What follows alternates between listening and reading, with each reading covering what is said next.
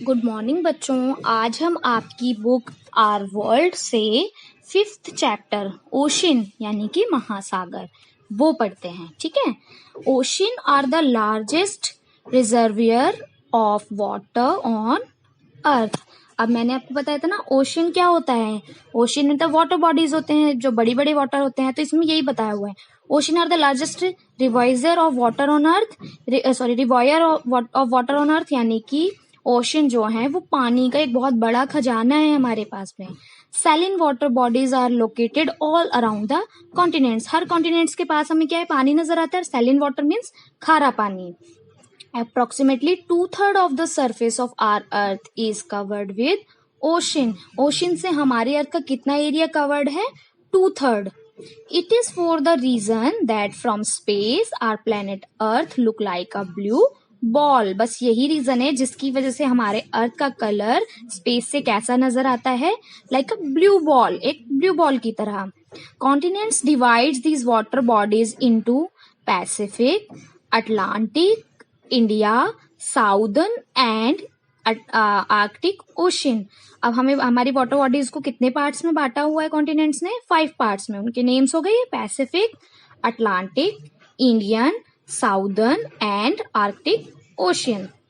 These 5 oceans are the extension of one vast boundless water bodies. ये सभी जो parts हमने बांटे हुए हैं ये एक बड़े वाटर बॉडी का ही तो हिस्सा ही बने हुए हैं ना। अब ओशन एंड सीज के बारे में पढ़ते हैं। सी होता है भाई छोटा समुद्र, छोटा एरिया, एंड ओशन हो जाता है बेटा large area. Seas are a part of ocean. अब सी क्या है? जस्ट अ पार्ट है, ओशन का एक हिस्सा है। सी और ocean water touch the coastal area of continents. ये किनारा, कॉन्टिनेंट्स के किनारों को क्या करता है? टच करता है, जिसको हम कोस्टल एरियाज कहते हैं। For example the water of Indian ocean that join the western coast of India is called Arabian sea. अब हमने देखा ना इंडिया की 3 तरफ वाटर है। एक साइड है बे ऑफ बंगाल, ठीक है, एक साइड है अरेबियन सी, नीचे की साइड है इंडियन ओशन। जो इंडियन ओशन का पार्ट वेस्ट साइड के कोस्टल को टच करता है उसको हम अरेबियन सी कहते हैं। Oceans play an important role in defining climate and weather on earth. अब ओशियन जो है ना वो एक इम्पॉर्टेंट रोल भी प्ले करता है वेदर और क्लाइमेट में। वो कैसे करता है? अभी मैंने बताया था ना वाटर साइकिल, उसी की तरह। When the sun shines over the ocean, जब क्या होता है ओशन के ऊपर से हमारा सन शाइन करता है, then millions liter of water vaporize off from cloud।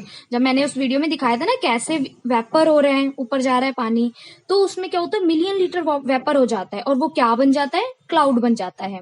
This water falls back to the earth in the form of rain और स्नो। अब वो पानी क्या होता है जब ऊपर जाके टेम्परेचर ठंडा हो जाता है बादलों का, तो वो रेन ड्रॉप करने लग जाते हैं, यानी रेन हो जाती है। और कहीं कहीं पे भाई बर्फ भी पड़ती है यानी स्नोफॉल भी होता है, तो इसकी फॉर्म में वो वापस अर्थ पर आ जाता है। Rivers and streams take water back into the oceans. This way water cycle is completed. अब उसके बाद वो पानी कहाँ चला जाता है बहकर? रिवर्स में चला जाता है, ओशंस में चला जाता है वापस, और फिर अगेन एंड अगेन ये प्रोसेस चलता रहता है। इसीलिए इसको वाटर का cycle, that means water cycle कहते हैं।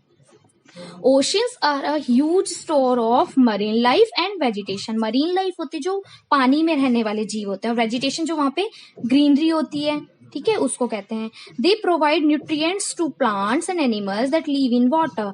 ये जो चीजें होती है ना, ये प्लांट और एनिमल्स जो इसमें वेजिटेशन वगैरह पाए जाते हैं, ये जो पानी के अंदर रहने वाले हैं ना, उनके लिए फूड की तरह काम करते हैं। This influence the environment of the earth. ये क्या करता है? अर्थ के एनवायरमेंट को इफेक्ट करता है। The ancient youngers to very small and huge marine life live in ocean. पहले के टाइम पे बहुत छोटे छोटे और बड़े बड़े भी क्या करते थे? मरीन लाइफ ओशन में रहते थे। आउट ऑफ दीज इज, इनमें से जो देखा जाए, blue whale the largest animal. Blue whale को क्या बोलते हैं? सबसे बड़ा animal, the largest animal. While plankton is a टिनी one. और जो प्लैंकटन है वो सबसे छोटा है। That also leaves in this world. और ये भी कहाँ रहते हैं? हमारे वर्ल्ड में ही रहते हैं। These very small plants release oxygen while manufacturing their food। और ये जो छोटे छोटे प्लांट है ये क्या करते हैं? ऑक्सीजन रिलीज करते हैं जब ये अपना फूड मैन्युफैक्चर कर रहे होते हैं। ये प्रोसेस मैं आपको बताऊंगी फूड मैन्युफैक्चर का। तो जब प्लांट अपना फूड बनाते हैं ना, तो वो ऑक्सीजन रिलीज करते हैं और वो ऑक्सीजन हमारे लिए बेनिफिशियल होती है। Only due to this oxygen life started on this planet. और आपको पता है ना कि सभी प्लैनेट्स में से सिर्फ अर्थ पर ही लाइफ है, और वो किसकी वजह से है? इस ऑक्सीजन की वजह से। Today these plants give half of the earth oxygen. आज के टाइम पे ये प्लांट हमें क्या है? हाफ ऑक्सीजन प्रोवाइड कर रहे हैं। देन नेक्स्ट टॉपिक है रिसोर्सेज फ्रॉम ओशंस। हमें ओशन से क्या क्या मिलता है?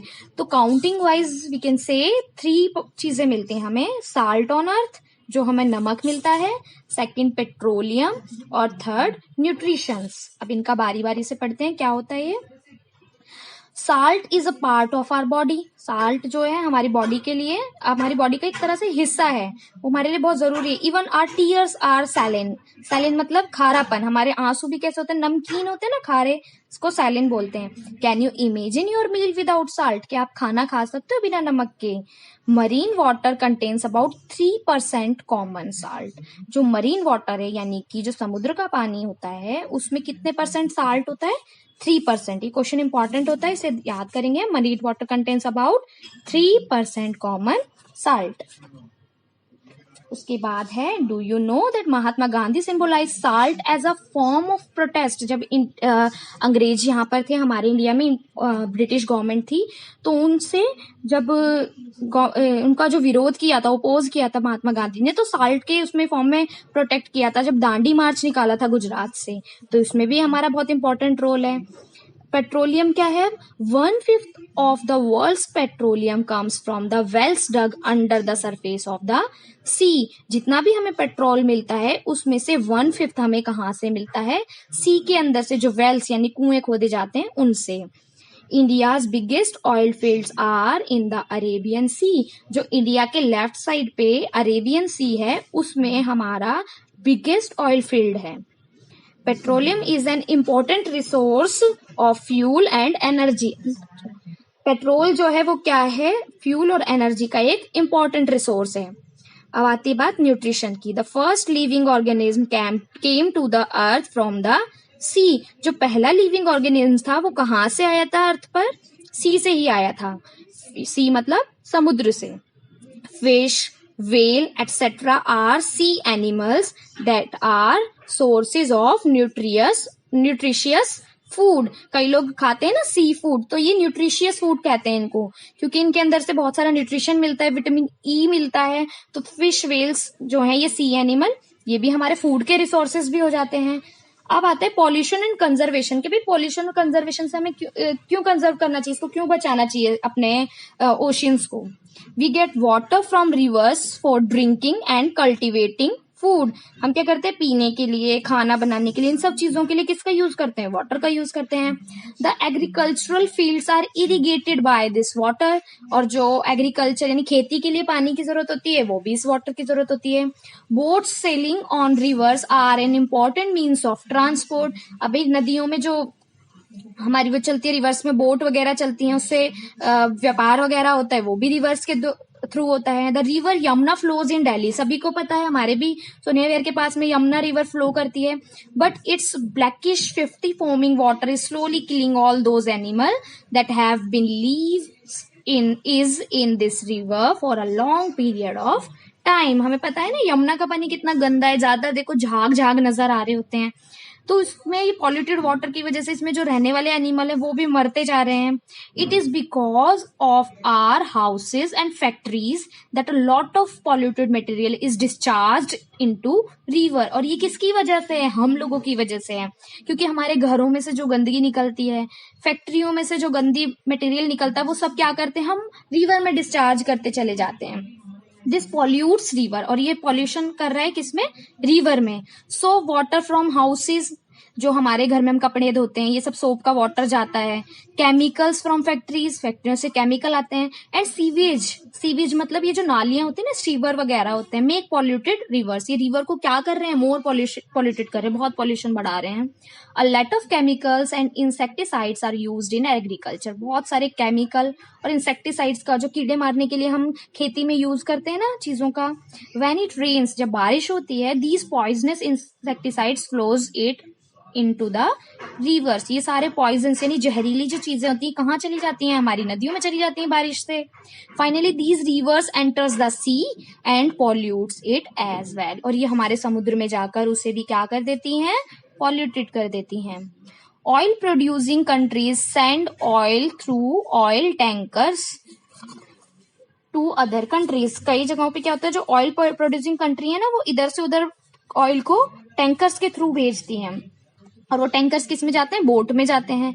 When ever there is any accident of these tankers then oil splits over the water covering large surface of the ocean thus polluting it। कई बार क्या होता है, वो टैंकर मान लो पानी में टूट गए, कोई एक्सीडेंट हो गया, टकरा गए किसी चीज से, तो क्या होगा, पूरा पूरा पेट्रोल पूरे समुद्र में फैल जाएगा। और ऑयल जो होता है वो वाटर से हल्का होता है, इसलिए वो क्या करता है, फ्लो करता रहता है ऊपर ऊपर, वो डूबता नहीं है, उसमें मिक्स नहीं होता है। ये हम प्रैक्टिकल करेंगे ना तब देखेंगे, तो वो उसमें मिक्स नहीं होता, ऊपर ऊपर रह जाता है। Birds floating over this water get their wing struck in oil. और जो इसके ऊपर पक्षी या जानवर होते हैं उनके क्या होते हैं, इसमें पंख चिपक जाते हैं। Then after which they can't fly, उसके बाद वो उड़ नहीं पाते। Fishes and other organism die off suffocating due to lack of air. अब उसमें हवा नहीं जा पाती है तेल की वजह से, तो उसके अंदर के जो एनिमल्स हैं वो भी क्या होते हैं, डेड हो जाते हैं, मर जाते हैं। Pollution in sea and ocean effect even those that live far away. जो इससे दूर रहते हैं ना समुद्र से, उसे भी इफेक्ट करता है ये pollution. You will ask how, अब आप पूछोगे ऐसा क्यों होता है। The answer to this question is that the oil on the surface of the ocean evaporate. अब हमें पता है भाई, जो सरफेस से वाटर है वो इवेपोरेट होता है ओशन से, and the poisonous part of it enters far and wide in clouds. अब वो बादलों में क्या होता है, वो पॉइजन भी आ जाता है। When it rains then pollution spread. अब वो बारिश हमारे घरों में होती है तो वो पॉल्यूशन कहाँ आ गया, हमारे तक पहुंच जाता है। Do you know that pollution from the burning of oil wells in Iraq, that is West Asia, was reached the Himalaya. आपको पता है एक बार क्या हुआ था, इराक में जो कुएं हैं ना, वेल्स हैं, वो बर्न हो गए थे पेट्रोल के, तो उसका जो पॉल्यूशन है वो उड़कर वेस्ट एशिया मतलब एशिया के पार्ट तक पहुंच गया था और हमारे हिमालय तक भी आ गया था। तो ये आपका चैप्टर है, हाफ चैप्टर मैं आपको नेक्स्ट क्लास में कराऊंगी। अब हमने इसकी एक्सरसाइज भी कर ली है, जो फिलअप्स हैं, क्वेश्चन आंसर। अब देखना, आप क्वेश्चन के आंसर देखोगे ना तो मैंने जिसमें पढ़ाया है उसी में से सारे आपको आंसर मिलेंगे। और इसमें मैंने आपको मैच द फॉलोइंग कराया है। मैच वाला जो क्वेश्चन ना एक्चुअली वो मैं नेक्स्ट क्लास में समझाऊंगी आपको।